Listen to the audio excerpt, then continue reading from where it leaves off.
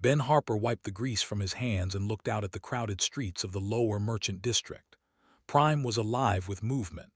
Hundreds of species walked past his small repair shop every day, but none of them ever stopped. They glanced at the sign that read Harper's Repairs and kept walking. Humans were not popular in this part of the galaxy. They were newcomers, primitives, a species that had only discovered faster than light travel 30 years ago. Most aliens considered them barely worth noticing. Ben had been on Prime for 5 years now. He had left Earth after the economic collapse that followed first contact. When the Empire revealed itself to humanity, everything changed. Earth's governments fell apart. Wars broke out over alien technology. Millions lost their jobs as entire industries became worthless overnight. Ben had been a mechanic back home, working on cars and trucks in a small town in Ohio. Now he fixed alien machines on a space station at the edge of an empire that spanned 300 star systems. His shop was small, just 2 rooms in a building that had seen better days. The front room held his workbench, his tools, and whatever projects he was working on. The back room had a cot, a small cooking unit, and a shelf of human food that cost him half his earnings to import. It was not much of a life, but it was his. Ben was 34 years old. He had brown hair that was starting to show gray at the temples and blue eyes that always looked tired. His hands were rough from years of work, covered in small scars and calluses. He wore the same clothes most days, a gray work shirt and pants that were stained with oil and soot. He did not care much about appearances. What mattered was the work. And Ben was good at his work. He had a gift that he could not explain. When he looked at a broken machine, he could see how it was supposed to function. The pieces would arrange themselves in his mind, and he would know exactly what was wrong and how to fix it. It did not matter if the machine was human or alien. Circuits were circuits.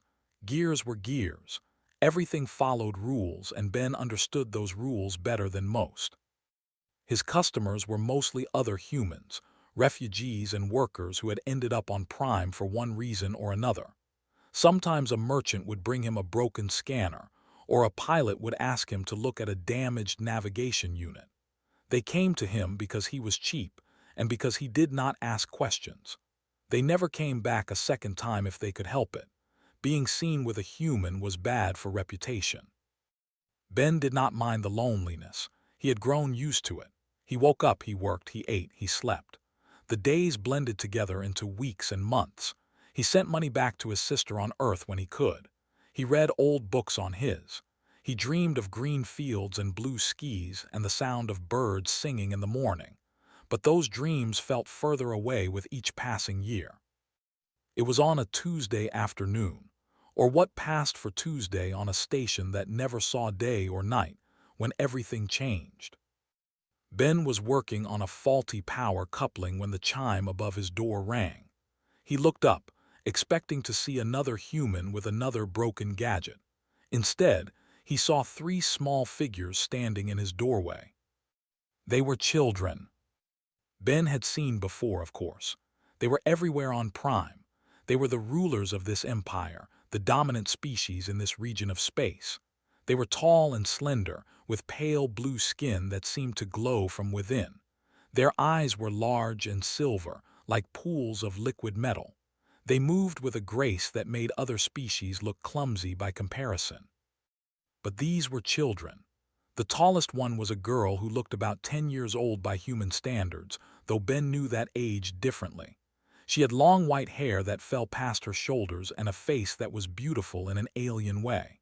She wore simple clothes, a gray tunic and pants, nothing that suggested wealth or status. Her expression was serious, almost worried. Behind her stood a boy who looked about 7. He had the same pale blue skin and silver eyes, but his hair was short and messy. He was trying to look brave, but Ben could see the nervousness in his eyes. He held something in his hands, a small drone that was clearly broken. The youngest was a girl who could not have been more than 5. She was half hidden behind the older girl, peeking out at Ben with wide eyes. She clutched a small box against her chest like it was the most precious thing in the world. The oldest girl stepped forward. She was holding something in her arms, and Ben saw that it was a mechanical bird. It was made of silver metal, with delicate wings and a body that should have been beautiful. But the wings were bent at wrong angles, and the light that should have glowed in its chest was dark and cold. "Can you fix this?" the girl asked. Her voice was soft but clear, and she spoke Galactic Common with an accent that Ben could not place. Ben set down his tools and walked over to them. He knelt down so that he was at their level, something he had learned to do with children back on Earth. It made them feel more comfortable. "Let me take a look," he said. The girl handed him the mechanical bird. Up close, Ben could see how intricate it was. The feathers were individually crafted, thousands of tiny metal pieces that overlapped perfectly. The wings had joints that allowed for realistic movement. The eyes were made of some kind of crystal that caught the light. This was not a toy. This was a work of art, something that had been made by a master craftsman using technology far beyond anything humans could produce. Ben turned it over in his hands, looking for damage. He found it quickly. One of the wings had been bent backward, breaking several of the internal connections. The power core was intact, but the signal pathways were severed. It was like a bird with a broken bone and damaged nerves. "What happened to it?" Ben asked. The girl looked down at the floor. "I dropped it. I was running and I fell and I dropped it." There was pain in her voice, the kind of pain that came from more than just a broken toy. Ben had heard that tone before, in children who had lost something they could never get back. "What is her name?" Ben asked gently. The girl looked up, surprised that he had asked. "Starwing. My mother gave her to me before she went away." Ben understood. He did not need to ask where the mother had gone. The answer was written in the girl's silver eyes. "I will do my best to bring Starwing back," Ben said.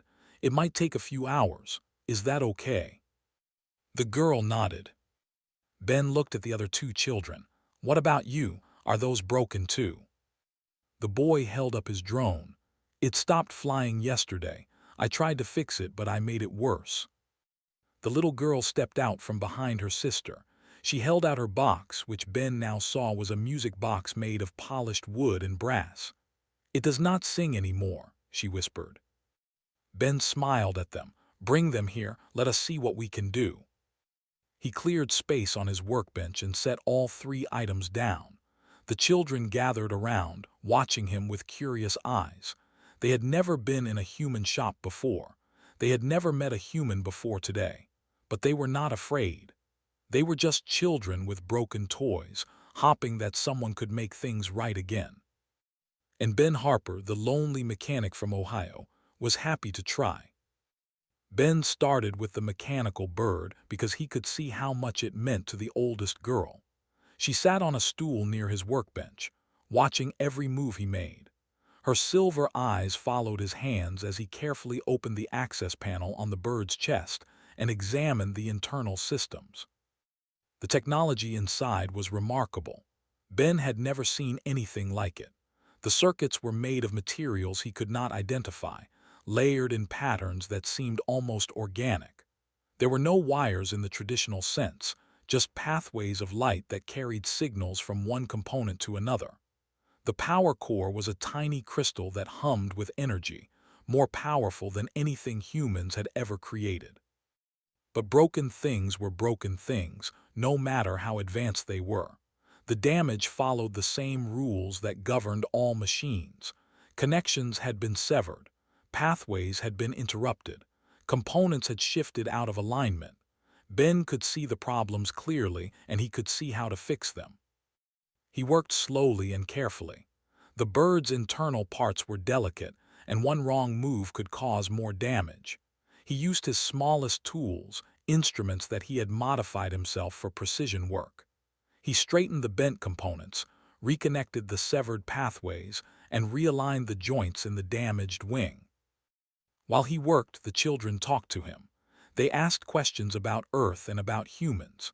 The oldest girl, whose name was Lyra, wanted to know if Earth really had water that fell from the sky. The boy, whose name was asked if humans really kept animals in their homes as companions. The youngest girl wanted to know if human children played with toys like she did. Ben answered their questions as best he could. He told them about rain and snow, about the way storms rolled across the plains of his home state. He told them about dogs and cats, about his childhood dog named Scout who used to sleep at the foot of his bed. He told them about the toys he had played with as a child, simple things made of plastic and wood that seemed primitive compared to the mechanical wonders these children owned. The children listened with wide eyes. They had never heard anyone talk about such things. In their world, everything was advanced and precise. The idea of a toy made of wood, something carved by hand with no technology involved, seemed almost magical to them. "Did your parents make your toys?" Lyra asked. Ben paused in his work, remembering. "My father made me a wooden car once. He carved it himself, painted it red. I still have it somewhere, packed away in a box back on Earth." "That sounds beautiful," Lyra said softly. Ben smiled and returned to his work. He finished the repairs on Starwing and moved on to the internal power system. The crystal core needed to be recalibrated, a process that required patience and steady hands. He adjusted the settings slowly, watching the energy readings on his scanner until they matched what he estimated were the original values. Finally, he closed the access panel and held the bird up. He pressed the activation point on its chest and waited. For a moment, nothing happened. Then the crystal in the bird's chest began to glow, soft at first, then brighter. The eyes lit up with inner light. The wings spread slowly, each feather clicking into place, and then Starwing opened her beak and sang. The sound filled the shop with light and color. It was not just music. It was something more, a projection of images and feelings that seemed to come from everywhere at once. Ben saw a garden filled with flowers he had never seen before. He felt warmth and peace and love. He understood, without knowing how, that this was a memory, a recording of a moment that had been stored in the bird's crystal core. Lyra's eyes filled with tears. "That is my mother's garden," she whispered. "She recorded that before she got sick. She wanted me to remember." The song faded and the images disappeared. Starwing folded her wings and settled into a resting position, her chest still glowing softly. She was alive again. Lyra reached out and took the bird from Ben's hands. She held it against her chest and the tears ran down her blue cheeks. "Thank you," she said. "Thank you so much." Ben felt a lump in his own throat. He cleared it and turned to the other two children. "All right, who is next?" Handed over his drone. It was a simpler device than the bird, designed for play rather than sentiment. It was supposed to hover and fly in patterns, responding to commands from a small controller. But something had gone wrong with the anti-gravity generator, and now it just sat on the ground like a dead thing. Ben opened it up and found the problem immediately. Had tried to fix it himself and had accidentally crossed two of the power leads. The surge had burned out one of the stabilizers. It was an easy fix, the kind of mistake any child might make when trying to repair something beyond their skill level. "You were close," Ben told as he replaced the burned component. "You had the right idea. You just connected the wrong wires." "Really?" Leaned forward, interested. "Which wires should I have connected?" Ben showed him, explaining in simple terms how the power system worked and why crossing certain leads would cause a surge. Listened intently, asking questions and nodding when he understood. The boy had a natural curiosity, a desire to understand how things worked. Ben recognized it because he had been the same way at that age. When the drone was fixed, Ben handed it back to along with the controller, activated it, and the drone rose smoothly into the air, hovering perfectly. The boy laughed with delight and made it fly in circles around the shop. "Be careful," Lyra warned. "Do not break anything." Guided the drone back down and deactivated it, but he was grinning from ear to ear. "Thank you, Ben. This is amazing." Finally, Ben turned to Little. She had been sitting quietly throughout, watching everything with her big silver eyes. Now she held out her music box with both hands, offering it to him like a sacred treasure. Ben took it gently. The box was old, older than the other toys. It was made of wood that had been polished until it gleamed, with brass fittings that showed the wear of many years. This was not just a toy. This was an heirloom, something passed down through generations. He opened the lid and looked inside. The mechanism was mechanical, not electronic, which surprised him.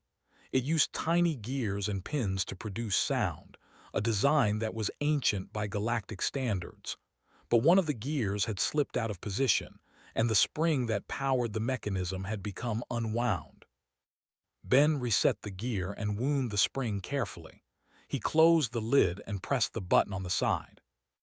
The box played a melody that was soft and sad and beautiful. It was a lullaby, the kind of song that parents sang to their children at night. His face lit up with joy. "It sings again," she said. "It sings the song my grandmother used to sing to me." She took the box from Ben and hugged it against her chest. Then she looked up at him with those big silver eyes. "You are nice," she said. "I like you." Ben felt something warm in his chest, a feeling he had not experienced in a long time. "I like you too," he said. Lyra reached into her pocket and pulled out a credit chip. "How much do we owe you?" Ben shook his head. "Nothing, there is no charge." Lyra looked confused. "But you spent hours working on our things. You fixed all 3 of them. Surely you need to be paid." "Not for this," Ben said. "Fixing toys for kids should always be free. That is how it worked where I come from. That is how it should work everywhere." The 3 children looked at each other, clearly uncertain. In their experience, nothing was ever free. Everything had a price. But this human was refusing to take their money, refusing to accept anything in return for his help. "Thank you," Lyra said finally. "We will not forget this." They left his shop and disappeared into the crowded streets. Ben watched them go, then returned to his workbench. He had other projects to finish, other machines to repair. Life went on. But something had changed. For the first time in years, Ben Harper felt like he had done something that mattered. He had helped 3 children, and that was enough. He did not know that those children would come back. He did not know that they would change his life forever. He did not know that the simple act of fixing their toys would alter the fate of his entire species. He was just a mechanic, doing what mechanics do. And for now, that was enough. The children came back 1 week later. Ben was surprised to see them standing in his doorway again, their silver eyes bright with excitement. Lyra was carrying a small container and had his drone tucked under his arm. Little ran straight to Ben and hugged his leg. "We brought you something," Lyra said. She placed the container on his workbench and opened it. Inside were small pastries that glowed with a soft golden light. "These are called. They are made on our. We thought you might like to try them." Ben picked one up carefully. It was warm to the touch and smelled like honey mixed with something floral. He took a bite, and the flavor exploded across his tongue. It was the most delicious thing he had ever tasted, sweet and rich with a hint of something he could not identify. "This is incredible," he said. "Thank you." The children beamed with pride. They had brought him a gift and he had liked it. That seemed to matter to them a great deal. "We wanted to see you again," Lyra explained. "We do not have many friends. Most people treat us differently because of who our father is, but you treated us like normal children. That was nice." Ben noticed the mention of their father but did not ask about it. Children deserved privacy, and if they wanted to tell him about their family, they would do so in their own time. "Well, you are welcome here any time," Ben said. "What do you want to do today?" Held up his drone. "Can you teach me how this works? I want to understand it, not just fly it." Ben smiled. "Sure, let me show you." He spent the next hour teaching about the basic principles of anti-gravity technology. He explained how the generator created a field that counteracted the station's artificial gravity, how the stabilizers kept the drone balanced, and how the control system translated commands into movement. Absorbed everything like a sponge, asking smart questions and making connections that impressed Ben. "You have a good mind for this," Ben told him. "Have you thought about becoming an engineer?" His face fell slightly. "I am not allowed to choose what I become. My future has already been decided."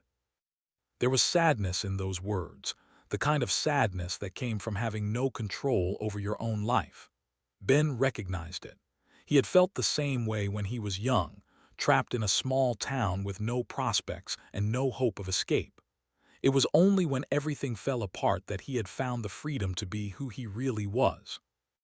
"Well," Ben said carefully, "whatever you become, understanding how things work will always be useful. Nobody can take knowledge away from you." Nodded, but the sadness did not leave his eyes. Meanwhile, Lyra had been looking at the other projects scattered around Ben's workshop. She picked up a broken scanner and examined it. "What is wrong with this one?" "The sensor array is damaged," Ben explained. "I need to replace one of the components, but I cannot afford the part right now, so it sits there until I can." Lyra set it down and moved on to the next item, a navigation module with a cracked casing. "And this?" "Same problem, wrong part, no money." Lyra was quiet for a moment. Then she said, "It must be hard, doing this work alone with so few resources." Ben shrugged. "It is what it is. I make enough to survive. That is more than many people can say." "But you deserve more," Lyra said. "You are skilled. You should be working on important things, not fixing broken scanners in a dirty shop." Ben laughed softly. "Maybe, but this is where I ended up. And honestly, I do not mind it. I get to help people. That is worth something." Had been playing quietly in the corner with her music box. Now she came over and tugged on Ben's sleeve. "Ben, can you tell us another story about Earth?" Ben sat down on a stool, and the children gathered around him. He told them about his childhood, about growing up in Ohio with his parents and his sister. He told them about summer days spent swimming in the creek behind his house, about winter nights when the snow piled so high that the doors would not open. He told them about school and friends and the first car he ever fixed, an old truck that his neighbor was going to throw away. The children listened with rapt attention. To them, Earth was a distant and mysterious place, a world of primitive technology and strange customs. But the way Ben talked about it made it sound beautiful, a place of simple pleasures and genuine connections. "Do you miss it?" Lyra asked. "Every day," Ben admitted. "But I cannot go back. There is nothing there for me anymore. My parents are gone. My sister has her own life. Earth is not the place I remember, so I stay here and do what I can." "That is sad," said softly. "Maybe," Ben agreed. "But it is also okay. We cannot always have what we want. Sometimes we have to make the best of what we have."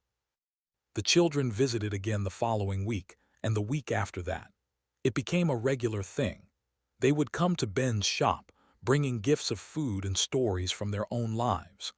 Ben would teach them about machines and tools, showing them how to use a soldering iron, how to read a circuit diagram, how to diagnose a problem by listening to the sounds a device made. Other shopkeepers in the district began to notice. A merchant named, who ran an electronics stall nearby, pulled Ben aside one afternoon. "You need to be careful," said. His 4 eyes were wide with concern. "Do you know who those children are?" "They are kids," Ben said. "What does it matter who they are?"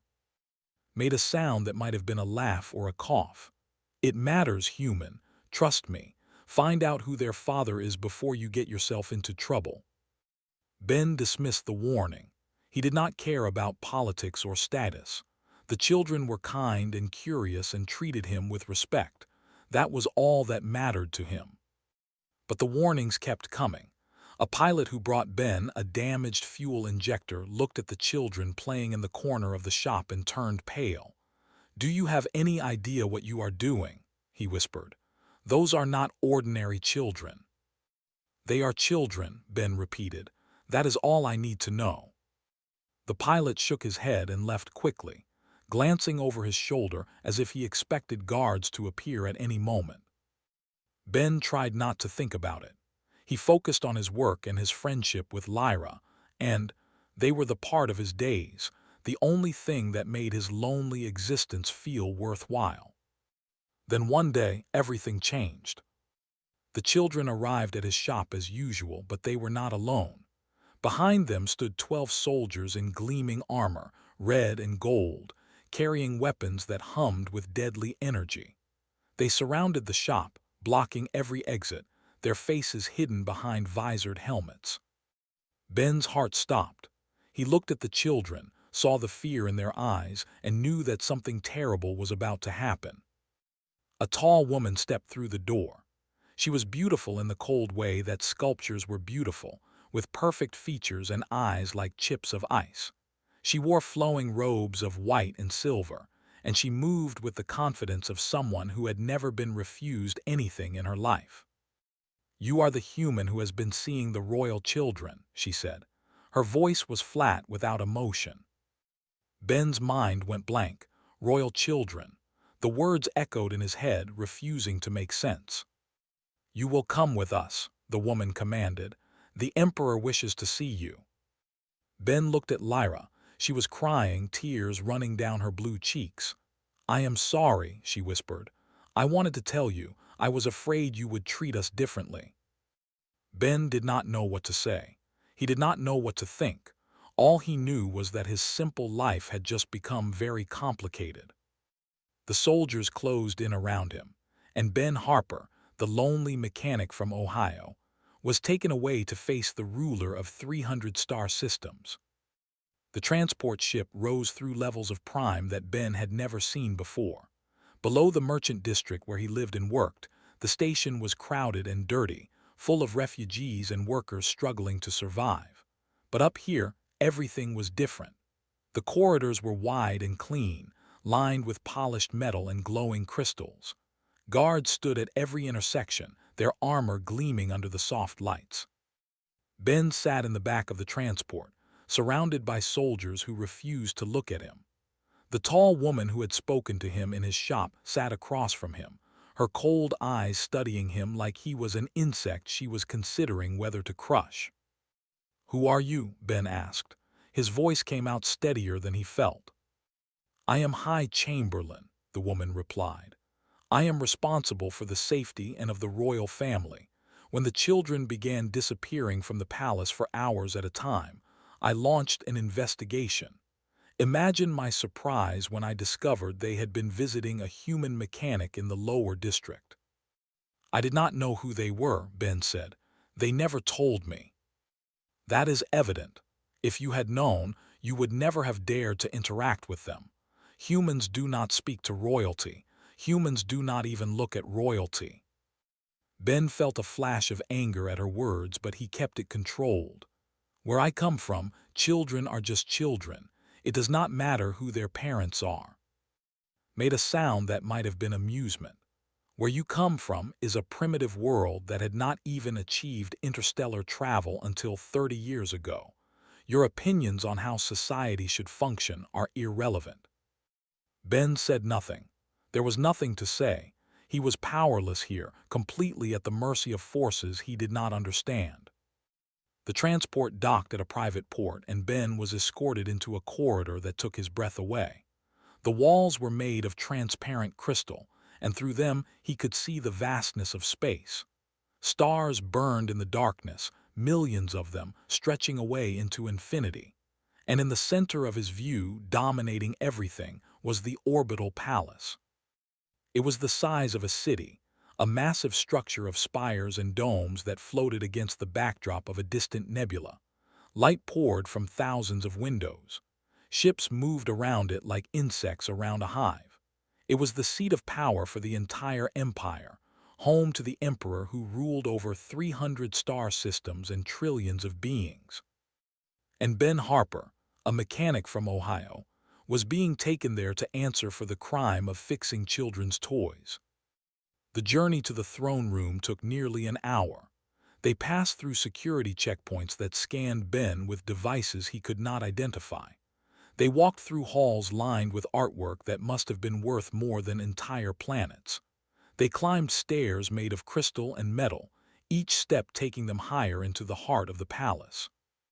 Finally, they reached a pair of massive doors, carved with scenes of history.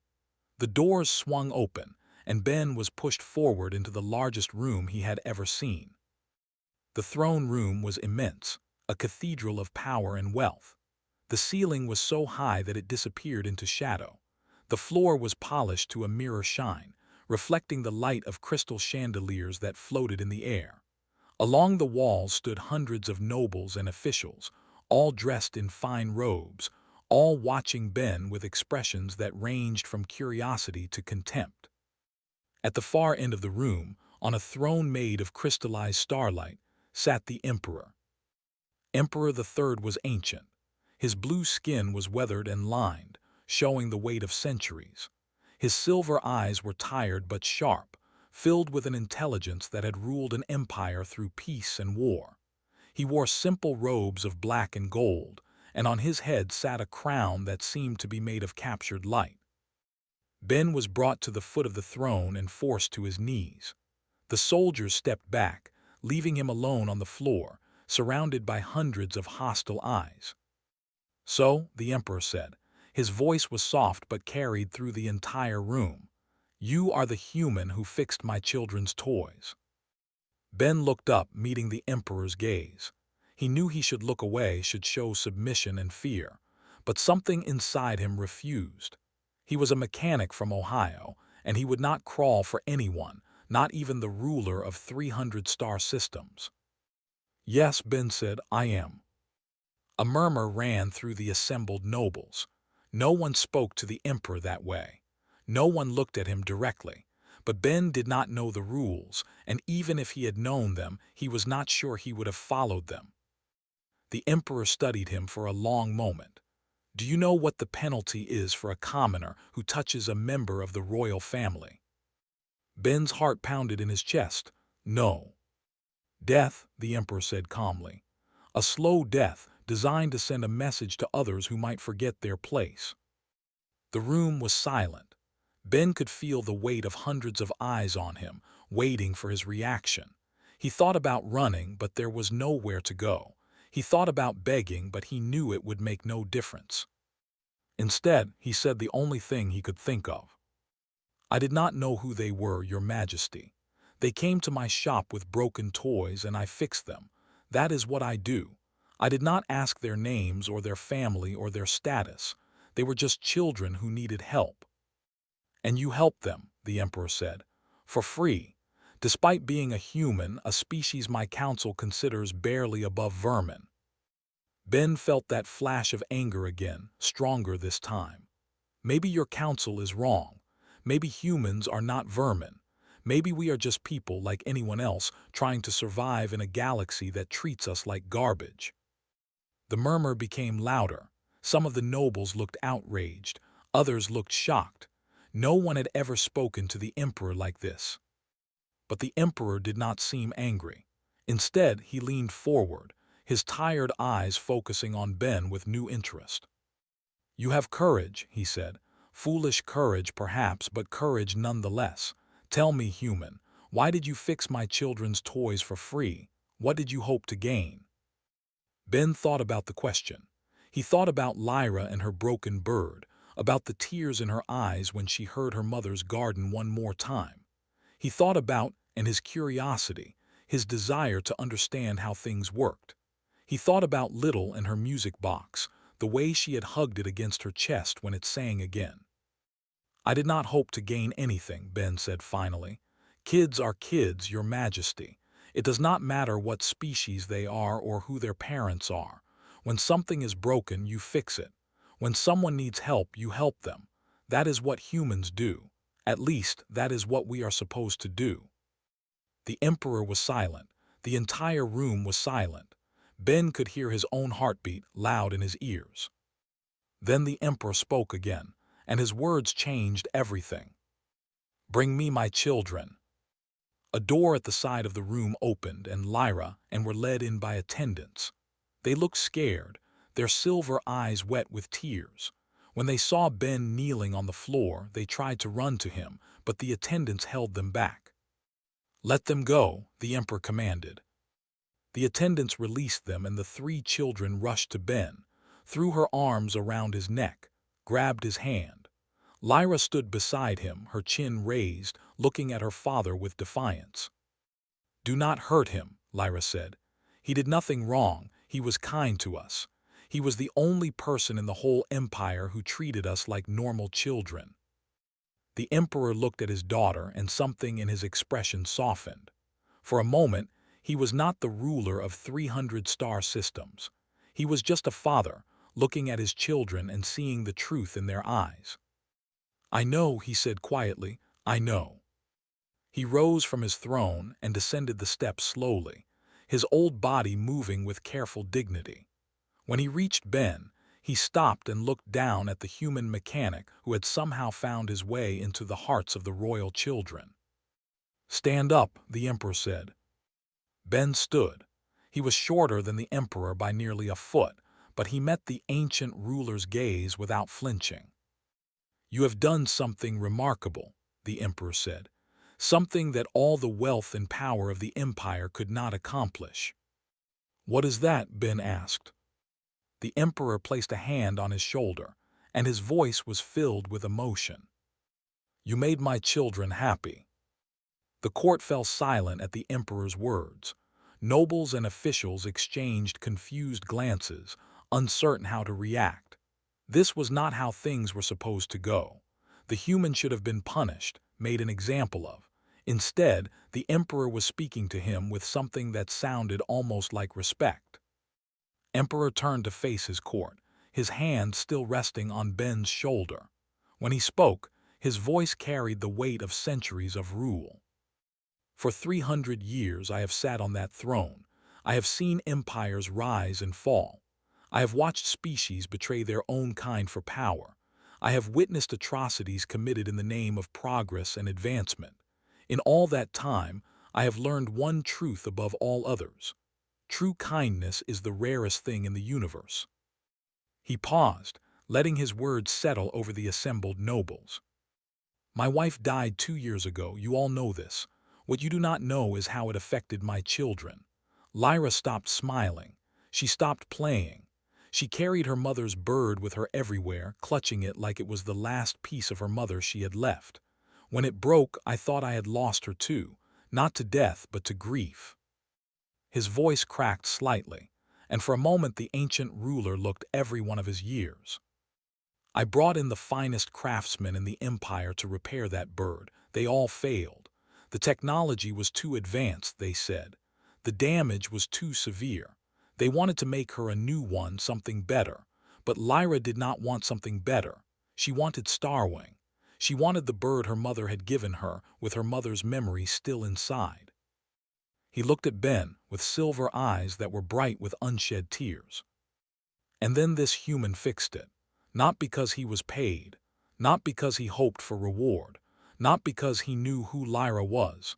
He fixed it because a child was sad and he wanted to help.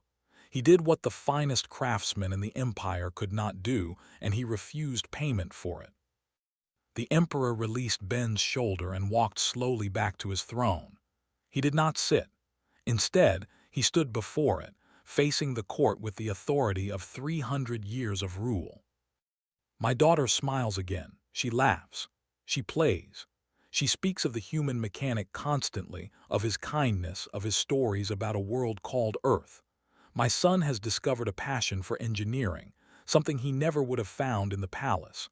My youngest daughter sleeps peacefully again, her grandmother's lullaby playing from a music box that a human fixed with nothing but skill and patience." He let that sink in before continuing. "This man gave my children something that all the wealth of the empire could not buy. He gave them a friend. He gave them hope. He reminded them that goodness still exists in a universe that often seems full of nothing but cruelty and greed." The Emperor turned to look directly at Ben. "The do not forget kindness. It is written in our oldest laws, carved into the foundations of our civilization. When someone shows true kindness to the royal family, they must be rewarded in kind. This is not charity. This is justice." He raised his voice so that every being in the throne room could hear him clearly.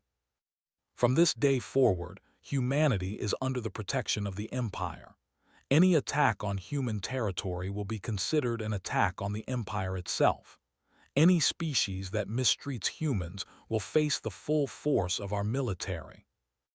A gasp ran through the court. This was unprecedented. Humanity was the youngest species in the galactic community, considered primitive and insignificant by most.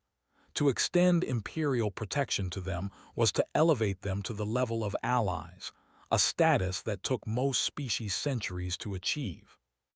But the Emperor was not finished. Furthermore, humanity will be granted full membership in the Galactic Assembly. They will have a voice in the decisions that affect the future of the known galaxy. Their world will receive aid, technology, and trade agreements that will ensure their prosperity for generations to come. The nobles were openly shocked now. Some looked angry, others looked bewildered. A few looked intrigued, already calculating how this might affect their own positions and profits. "And finally," the Emperor said, his voice softer now, "Ben Harper will be appointed as an official friend of the royal family, with all the rights and privileges that entails. He will have access to the palace. He will be under our protection, and he will continue to be a part of my children's lives for as long as he wishes." Ben's legs nearly gave out beneath him. He had walked into this room expecting to die, and now he was being offered everything. Protection for his entire species, a place in galactic politics, friendship with the most powerful family in the known galaxy. "Your Majesty," he managed to say, "I just fixed some toys." The Emperor smiled, and for the first time Ben saw warmth in those ancient eyes. "No, Ben Harper, you did much more than that. You reminded an old man that goodness still exists in the universe. You showed my children that kindness can be found in the most unexpected places, and you proved that the measure of a being is not in their power or their technology, but in their heart." He descended the steps again and stood before Ben, looking at him with something like affection. "The galaxy will remember this day. They will remember the human mechanic who changed the fate of his species by fixing a broken bird, and they will wonder how such a small act could have such great consequences." Ben did not know what to say. He did not know what to feel.